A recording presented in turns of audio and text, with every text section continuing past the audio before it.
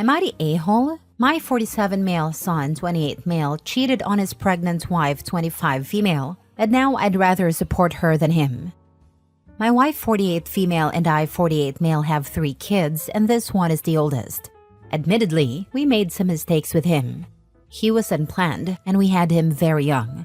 We were both balancing school and work, and he was always troubled. I thought we had done some work, mended some bridges, and that he had moved on from the issues of his younger days. When he got married, my wife and I were so happy. We thought she was wonderful and that she brought out the best in him. When they told us earlier this year that she was pregnant, we were thrilled. I couldn't wait to be a grandpa.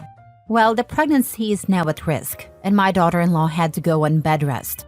She can barely get out of bed at all, and my wife, our 2 daughters, 21 female and 17 female, and I have been doing our best to help her, since she doesn't really have anyone else. With her bedridden, we really thought this was my son's chance to step up. Well, he didn't. A few weeks ago, daughter-in-law called my wife and she was really upset. We were worried something was wrong with her pregnancy and rushed over. Well, she showed us his tablet. It was connected to his WhatsApp and he had some very explicit conversations with another woman.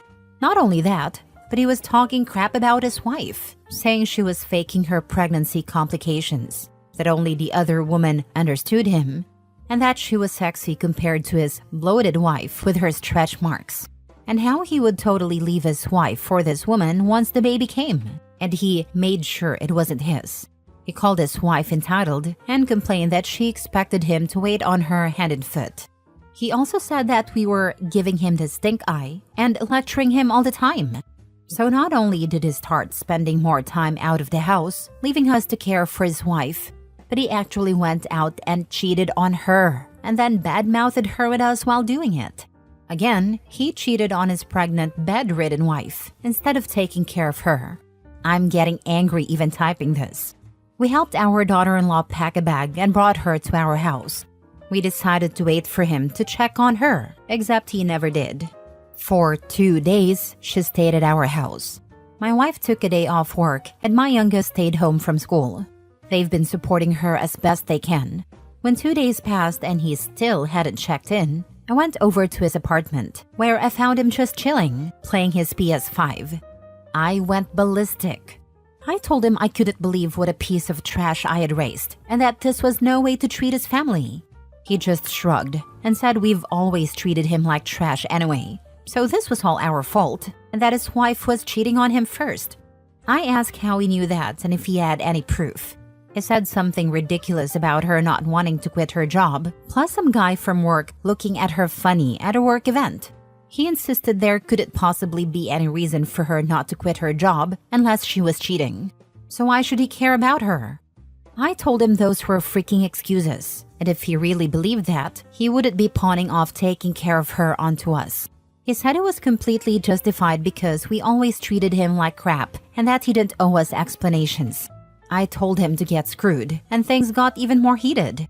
It ended with me smashing his PS5 against the wall and him kicking the side mirror of my car as I was driving off. By the time I got home, my wife was crying because he had already called her up, yelled at her, and accused us of kidnapping his wife. He was also demanding that we pay for his PS5, which is insane because we bought it for him 2 years ago for his birthday. My wife was very distraught and it took me a long time to calm her down. The next day, my mother called me because my son had reached out to her. She started admonishing me for not standing up for my son, throwing the whole blood is thicker than water line at me. I told her she could get lost because of our own drama from my childhood. She has no right to call me out, but it's nothing new for her to justify and excuse horrible behavior, like she did with my dad and stepdad. She echoed my son's accusations, and I told her that was rich coming from her. Because her cheating and my dad's cheating are exactly why I know how much damage it can cause to a family. She told me it was in the past. I reiterated that she could get lost because it's literally happening right now.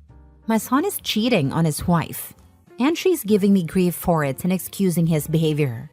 She kept arguing until I got frustrated and hung up.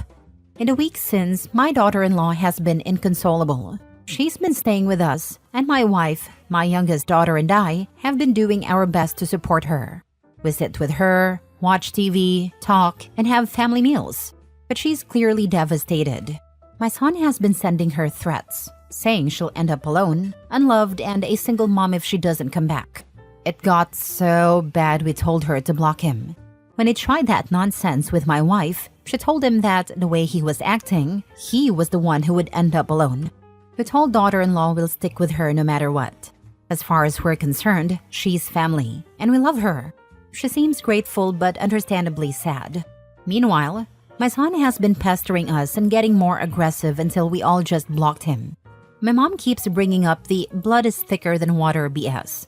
But you know what? F that. Maybe we weren't the best parents to my son.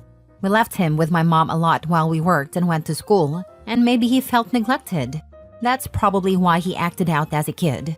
But I still can't excuse treating the woman he supposedly loved this way, making up lies about her, and refusing to apologize or make amends. So, to hell with blood. I choose the daughter-in-law who has been nothing but loving and wonderful to all of us and needs us now, over the son who's turned into the worst kind of adult. I said it. My son is a piece of turd, and I think I might hate him. Maybe it's my fault. Maybe I should have been a different parent when he was a child. But this is how things are right now, and I want nothing to do with him. Here I am, looking for validation online. Am I the a-hole? Does my mom have a point? Now for the top comments. Not the a-hole. Your son is just looking for excuses not to be a father. This, regardless of what happened when he was a child, he's an adult now and responsible for his actions. He's just making excuses for acting like a toddler having a tantrum. Stick with your daughter-in-law and grandchild. Go no contact with your mother and son. Leave them to each other. Your anger is justified. Your son's behavior is appalling, and your loyalty to your daughter-in-law is commendable. While no parent is perfect, you've done your best, and now you're protecting someone who truly needs support. Blood doesn't excuse bad behavior, and prioritizing your daughter-in-law's well-being over your son's actions is the right call. You're not in the wrong. At this point, my response would be, what is the best possible situation for my future grandchild? And what do I need to do to make sure that child is secure, loved, and supported? His mother keeps saying blood is thicker than water, and yet daughter-in-law is literally carrying his grandchild. I say protect the daughter-in-law and grandchild at all costs, and that innocent child must be the priority now. The son can go kick rocks. He sounds a lot like my oldest brother who always blames my parents for all his bad choices. Meanwhile, my other two siblings and I have the exact same parents as him, yet we were able to rise above it. Not the a-hole. I'm sorry your son turned out the way he has. Maybe you and your wife did make some mistakes when raising him, but he's an adult now, and he's responsible for his own a-holery. He sounds like a horrible human being, and until he reforms, if he ever does, which is doubtful, all of you deserves the peace his absence from your lives will bring. Next story. Am I the a-hole for exposing my dad and his wife in therapy and airing their dirty laundry to the therapist? My dad and his wife put the step-family in family therapy after my dad's youngest step-kid 10 ran away back in June. The push for family therapy instead of individual therapy was because my dad's other step-kids, 16 and 15, were more upset when their half-brother was found, and my brother, 14 and I, 17, weren't all over the youngest when he was found, promising would be better siblings and all that. Let me break down the family history and the dirty laundry I aired. To start with my dad's wife. She was married, had an affair, and her youngest turned out not to be her ex-husband's. When her ex found out, her youngest was already born, and he ended their marriage and fought to remove any parental responsibility for her youngest. Apparently, he knew the real dad or something, and it got messy. Her two kids knew what happened and resented and hated the youngest for it. My dad's wife hates her ex for doing what he did, and she had some legal issues with the biological dad of her youngest. He's in prison now, and it's a whole mess. She knows her older kids hate the youngest, and she tries to encourage them to have a better relationship. But her older two wish the youngest had died a long time ago. They blame him and their mom for the family falling apart. Her ex-husband has the older two 50% of the time. Then there's the three of us. My mom ended herself when I was 7 and my brother was 4. My mom had a terrible childhood and was abused by 3 adult members of her family.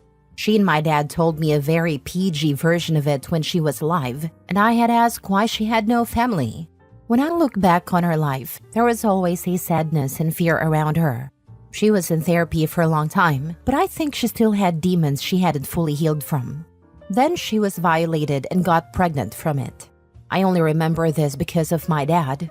He was so angry when he found out she was pregnant that he basically called her a bunch of names and said he wasn't raising the spawn of some evil a-hole like that, and he left my mom. I don't even think she wanted to keep the pregnancy, but being violated again and my dad leaving her pushed her over the edge. After she passed, and my dad realized I was aware of too much of what had happened, he told me I could never tell my brother. He also said I should find a way to forgive him for what he did.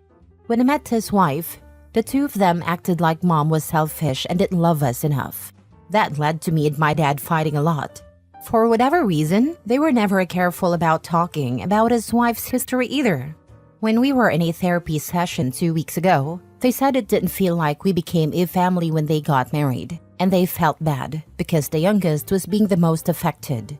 They said there were 0 reasons why we should be resisting becoming a family so much. That's when I brought up everything in front of the therapist, right there in the middle of the session. I told her about my dad's wife cheating, having a kid with someone else, apparently someone with a record who's now serving time, and how her kids hated her and her youngest for it. I mentioned how he hates her ex. Then I brought up my mom and what my dad did after her attack. I talked about the things they say to try to make my brother and me closer to my dad's wife. I also said a reason we never became a family is because 2 repulsive people keep trying to run away from all the crap they've done. After the therapy session, my dad's wife wanted me out of the house. My brother wanted to come with me, and now we're staying with our uncle. But my dad has shown up twice since then, trying to drag us back to therapy. My brother and I have both refused to go, and that's only made my dad and his wife angrier with me. They said I should be willing to face the consequences of airing the dirty laundry and that I was wrong to say all of that to the therapist. So, am I the a-hole? I'm asking because we were all there when I said it, and that might be wrong, especially with a 10-year-old hearing it, and my brother learning just how bad our dad really is. Not the a-hole. I'm so sorry you had to carry that burden of knowledge about your dad's and stepmom's true characters for so long on your own. I would encourage you to ask your uncle to help you get into individual therapy to help you process everything. As for your POS dad and his wife, screw them. Their actions are what brought them to this place, not yours. All of the kids have a right to know who their parents truly are. Be well, OB. Speculation on my part, OB, but your dad and stepmom sound like the type who think therapy is there to fix you kids and get you all in line, with no real implication for them. In reality, it's the parents who often need the most help in understanding themselves and shaping their own attitudes. You're so spot on that their desire to rug sweep and run from their problems is the massive issue here. I applaud your wisdom. I hope the so-called adults in this situation take some time to look in the mirror. Seems to me that your dad and stepmother went into therapy thinking they could use it to force the kids to become the happy blended family of their fantasy. It's all about surface appearances to others. Last story. Am I the a-hole for the role I played in getting me and my younger siblings removed from our parents? Me, 15 male, and my younger siblings, 10, 8, 7, and 5, were taken from our parents a couple of months ago. I have another sister, 16, and she was a big part of the reason. Ever since I can remember, she's always done things to hurt people. It didn't matter who it was. She'd lash out and hurt them. I never got hurt because I was about the same size and could push her off, but she hurt our parents and other kids before, and when we had younger siblings, it was the same. A few years ago, she was in the hospital for a while, and when she came back out, our parents sat me down and told me she had something called a conduct disorder, and it's why she is the way she is. They didn't explain it to me, but I looked it up and it fits my sister a lot.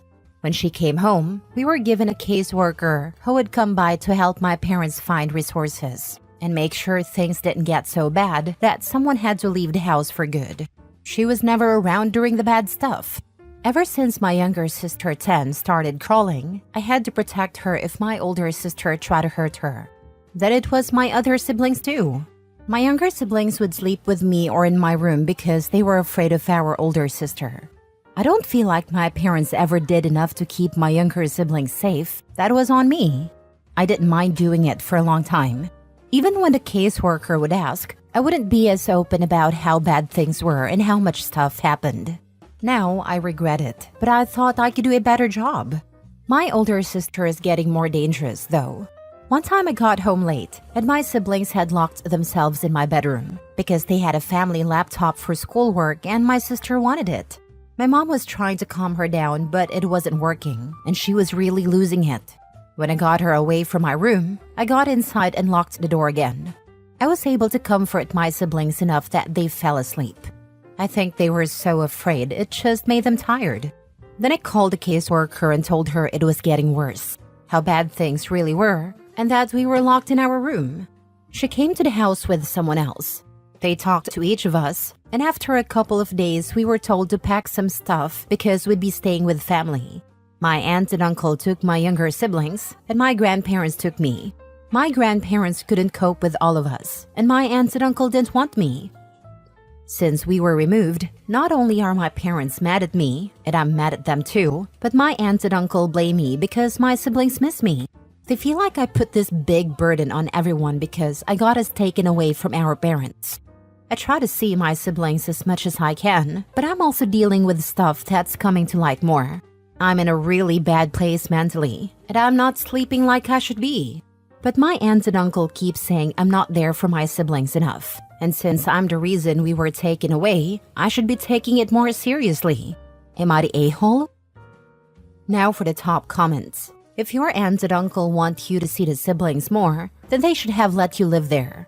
You did the right thing. If your older sister had really hurt one of your younger siblings, you would always wish you had done exactly this. CPS might be able to help you with your mental health and other things right now. It might be worth reaching out to them and asking.